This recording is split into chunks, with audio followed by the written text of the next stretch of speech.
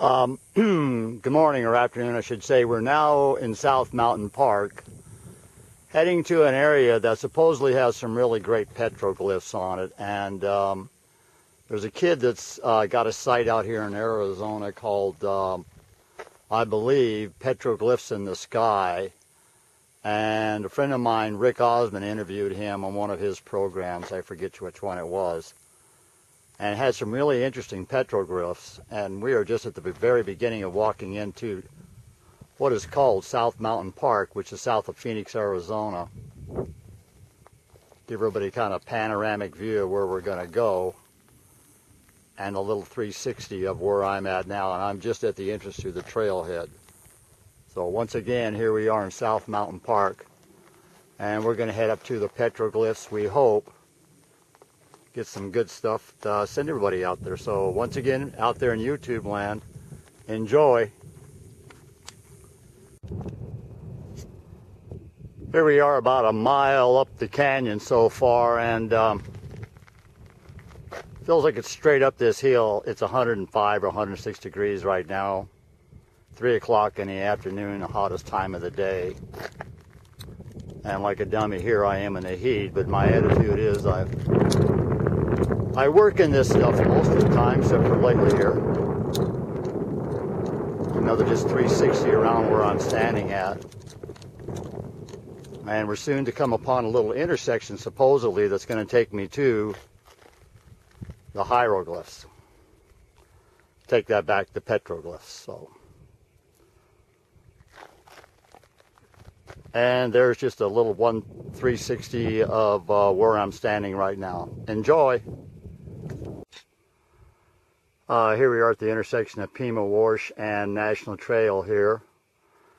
And the eastern end of South Mountain Park, and right in the middle of my little viewfinder there is a big old chuckawalla basking in the sun here on a Wednesday afternoon.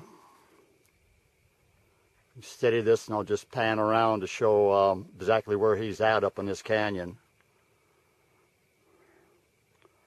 And I'm in here a few miles in. Still looking for my first hieroglyph. I'm not having a lot of luck. But we got Mr. Chuckawalla, so what the hell, not all is lost.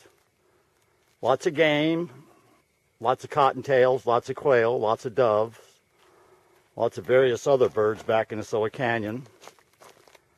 And I am definitely, whoops, we got somebody coming through here now. Hi. Hey, how you doing? Are we close to the what? The trail that's the Javelina Trail? Kind of what I'm looking for. Okay, there's a map right here. Oh, there is a map up there? We have national... Just found our first petroglyphs in here. We're near, I believe it's called the Mormon Loop and the Pima Wash intersection, sort of. So we'll just sit here and pan on this a second. You can see stuff across the top. And then right below it, of course, you see some other writings. And I'll just walk over here, and they kind of go back into the rock face. And what sort of looks like a big turtle, but I won't know till I get home and examine my photos. So the gods are with us, and we found our little first little hieroglyph up in here. I'm going to pan off to the left. This would be to the north. Right here by this little green Palo Verde tree. And while I'm in here, we might as well just pan back around. Give an idea to folks where I'm at. And thank God I met a lady from Yugoslavia or some Central Asian country, European country.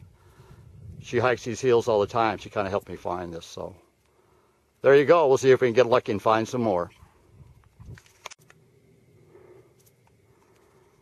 I will show this little rock outcropping here and what I found on the back side of it here. Coming into view right now. Some more of the spirals that we've really been looking for.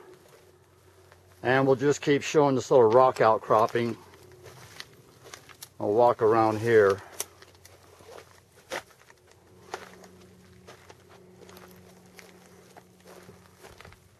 And here once again, example, in one of my other videos we did at the hieroglyphs on 35th Avenue and Deer Valley Road. the type of varnish that we were talking about, that the heat and the rain, and some people believe the radiation from the sun out here in Arizona creates on these rocks.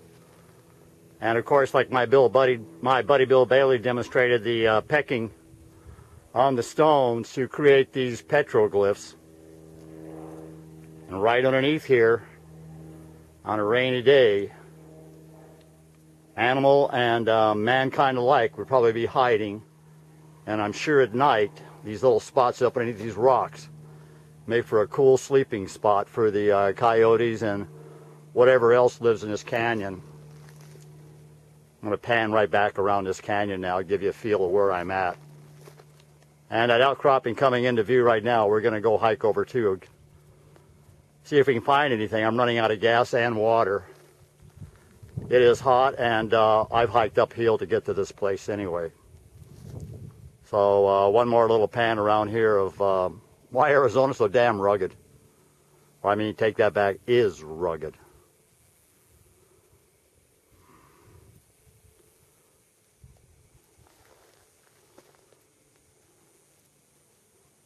And it's hard to believe we're in the city of Phoenix city limits in South Mountain Park.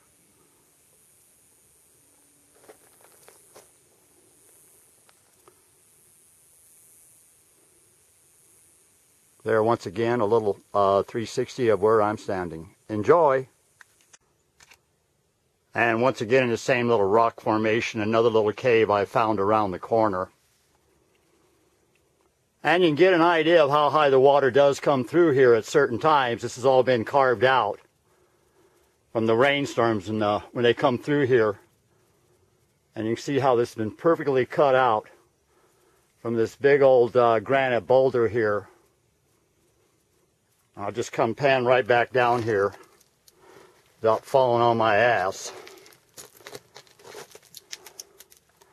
So you can see how little hole through the rock right there where the water has eroded it right down into this beautiful little wash. And I'll just pan right back down it. We had some good rains last night through the valley, and the Palo Verde and all that and the mesquites can stay pretty much green year-round. The mesquites have a root system that goes deep, deep, deep into the ground. I forget what it's called. It's called a tap root. That goes way down to bedrock to pick up the rock. I mean the water, where the water just composes and just can't go down no farther. Once again, this same little rock outcropping formation that I filmed the petroglyphs on. And I'm now on the north side of it. And get a completely different perspective of this outcropping here. Like I always say about these things, God only knows how old those petroglyphs are. I know a lot of people try to put their interpretation on it, but I'm not quite so sure they really, really know. I've heard so many stories about carbon dating being this and being that, that I'm not sure if I believe any of it. So little pan down the little dry creek bed. That'll be maybe night. If we get some more rains, it'll be running like mad. One more panoramic view before we walk out of here. Interesting enough, my friend Dennis Crenshaw wrote a book about the hollow earth. I ran into a girl on a trail here. Started explaining to her what I'm doing here and what I'm trying to film and what I'm trying to find to film. And believe it or not, she'd read my buddy Dennis Crenshaw's book, The Hollow Earth. And even asked me if I knew about the hollow earth. Coming into view now should be a little rock building, and I'm not sure what it's here for. Pan back around into the direction I'm going to head back out of here into. And that will be the southwest corner of Tempe. So I think we got one more hieroglyph we're going to be able to take a picture of here before we get out of here. So if not, once again, out there in YouTube land, enjoy.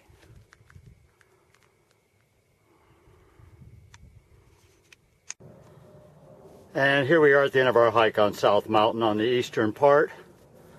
And a girl on the trail told me about this Marcos de Niza marker, and he would have been a, I believe, a Spanish explorer that came through this area. I had to look it up on my computer before I filed this.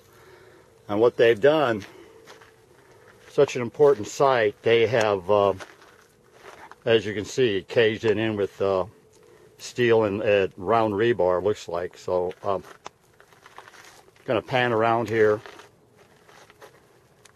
And once was wilderness, this is now a city, and that is the Ahwatukee area, as they call it, and I believe Ahwatukee is part of the city of Phoenix. And way in the background would be Mesa and parts of Tempe. And right dead ahead, I don't know if it's going to show up, would be Red Mountain, which is the Indian tribe that lives out there.